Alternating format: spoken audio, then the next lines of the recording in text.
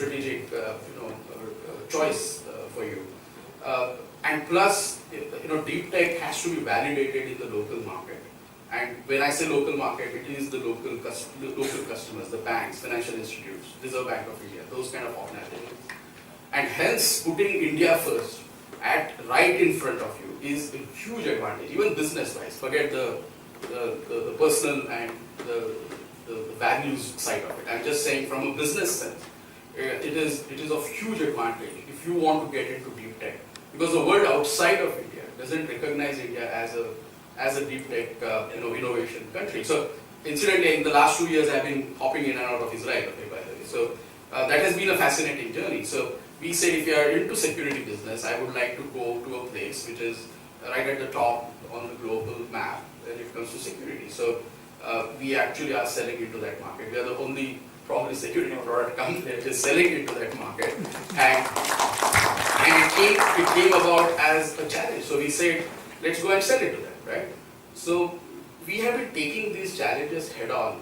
And where people were saying, yeah, pagal hai to Israel, so it was not even thought of, heard of. We said, no, what will happen? Nothing will happen. So we just went there, I made friends, I spoke in those conferences. So I think some of this attitude of being slightly, outrageous, you should get out of your mold. Whenever people tell you that this is not going to happen, you should basically take it up and say, this will happen. Yeah. And start moving in that direction on a day-to-day basis. So I think that journey helped us to define our global roadmap when you worked in a global market, right? So focusing on India, is, so the in India and for India is different. So in India is you can build a product here. Okay? You may not want to sell here. But I would say you should build in and for India, because that will iron out most of the issues that you have as a deep tech company. And then the Indian diaspora, the Indian defense especially, will help you, in your global journey. And I've gone through that process. So if somebody is interested to know more, they can meet me and I can help them, see how that can be made possible. So if we are working on deep tech products, we can reach out to Mr. Sanjay. Right? So you can call me Sanjay. Sanjay. Yeah, we can reach out to Sanjay. Right. The next question is around. You mentioned about there's a lot of difference between the basic setups what we get in Silicon Valley versus what we get in India, and that basic setup creates a lot of problems for product entrepreneurs. So there's always a balancing act whether we should go for products because that's long term.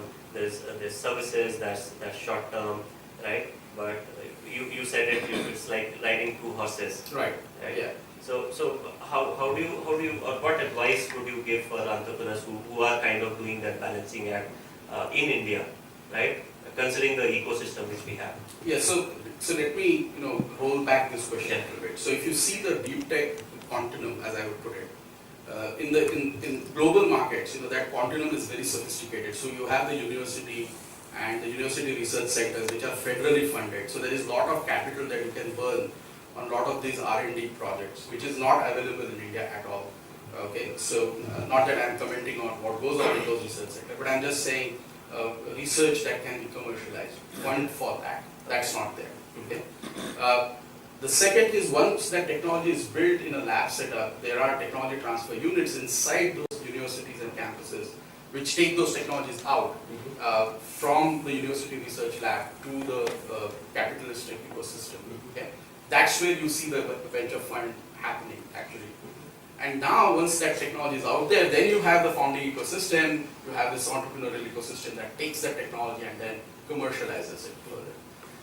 Now this over the years of last 30, 40, 50, 60 years in those countries, the funding continuum has been built. So there are very fine, sophisticated funds available for every stage of that innovation. Okay? Unfortunately, in our country, we don't have that continuum. So you actually have most of the funds that are there in India are actually private equity funds. Now, what that means is you're looking at people who want to just commercialize the business. Okay? Now that creates a huge rift between the innovator and the financier or the investor. Yeah. And I always talk about this. Okay, so the innovator is very good in the IP, not as much good in developing a product because that's a very, very specialized skill. and definitely not good in running a business. He doesn't understand business. Okay? So that's how that graph is. Okay. Now the investor actually is reverse. It's actually an inverted map. He's extremely good at running a business, or he knows how to scale a business. Slightly good at understanding how product business is done, and very poor in his understanding of what that technology is, because he's not meant to do it. So when you overlap these two graphs, okay, you have a situation what we have in India. So the innovator cannot talk the investor's language, and the investor cannot talk the innovator's language. So most of these fundraise efforts, they drop down in that big valley, I would say, of that language barrier. So there is no link over. So if I have a business plan, first of all, as an inventor, I don't know how to make a business plan. I've never done business. So people end up creating business plans looking at Google, downloading those templates. Believe me, I've raised capital like 5 times in my life so far. I've raised more than $5 million.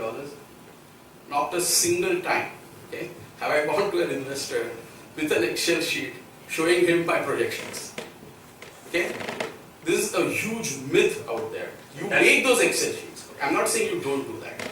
That is not the reason he's investing, he or she is investing. And that's contrary to the popular notion that you need projections. Yeah, or you need a business plan that will show that you will become a $1 billion company. For God's sake, you don't know whether you're going to be a $1 billion company. And is that unique for product companies or services companies? I can talk about product and technology companies, okay, and I can talk about again my experience. So I'm not an expert, about the field in general, but I'm just saying that the communication between the innovator and the investor, okay, is what needs to be fixed. And in the global markets, that ability to communicate is there. Those interfaces are there because there are investors who understand some of this, some of that. So there is a bridge. For example, Google was invested first. The first $25,000 check was given by a professor, which went out eventually when Sequoia came in that equation. It was already a business that was happening. So it was almost like a private equity fund which invested in scaling that business. Now, in our country, unfortunately, we don't have those investors. We don't have the fund that will take that initial idea. I'm talking specifically about the angels. So it could be a fund which has subsection that looks into that. So angels are, for the lack of better word, trying to take that risk today. Okay? But we don't have sophisticated funds who focus in that first 3-4 years of that phase, where the idea is just on a piece of paper or there's a prototype which has to be converted to a product, right? Now, so that continuum is missing out here. The language is missing between the inventor and the investor.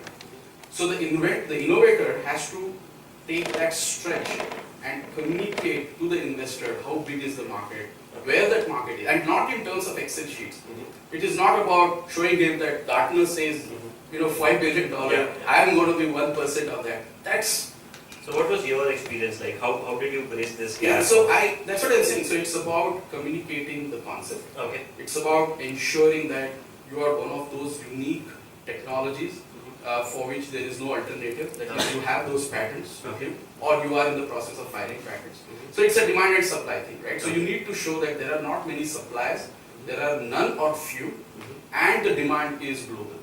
Now, the investors don't need to know if the demand is global. They are well versed on the market side of it. Okay, so the innovators' effort and all of that about, there's a $20 billion market, and that's not required.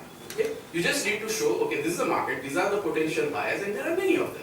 Okay? If you are actually talking about a deep tech concept, okay? What he needs to show is why is it that the investor needs to invest in him or her. Okay? So there is one thing about the opportunity. Yeah, I'll take it. And it's another thing about the investor's confidence in you executing on that opportunity. Okay? So that element doesn't get communicated. So you need to make sure that you have done your homework on different things. So getting the first few customers on your own is extremely critical. Okay, so don't go with this notion that I will build a business plan, go to an investor, day 2 is going to fund me. So I took about 2 years so that dating period, okay, if I can use that word, it was almost 2 years. But then it was a long-term commitment. That investor is, so Ajay, for example, is an angel investor in Uniken. So it took me almost like 6 months to convince him. Okay, and I knew Ajay by the way. okay, before, because he was my boss in Infosys. Okay.